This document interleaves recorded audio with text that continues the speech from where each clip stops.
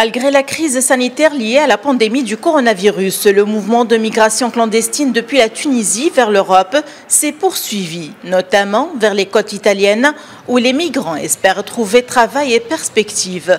Le chargé de l'information du Forum tunisien des droits économiques et sociaux, Ramadan Ben Ammar, a affirmé que 558 personnes sont arrivées en Italie depuis le début de cette année.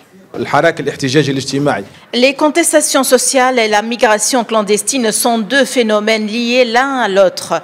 Et il faut dire que la répression des contestations est souvent suivie par des flux migratoires.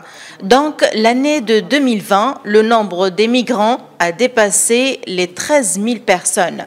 Cette année, le nombre peut être plus marquant, surtout que le pays connaît une grave crise politique et économique avec des tensions sociales. Le président tunisien a souligné lors d'une réunion avec une délégation d'ambassadeurs des pays membres de l'Union européenne en Tunisie la nécessité d'adopter de nouvelles approches pour aborder certaines questions d'intérêt commun, notamment le flux migratoire entre les deux rives de la Méditerranée. Il faut chercher les causes réelles qui sont derrière ce fléau. Pourquoi les jeunes laissent leur pays? Mais de l'autre côté du Nord, il y a également ceux qui ont bénéficié dans l'illégalité de cette main-d'œuvre, de ce fléau.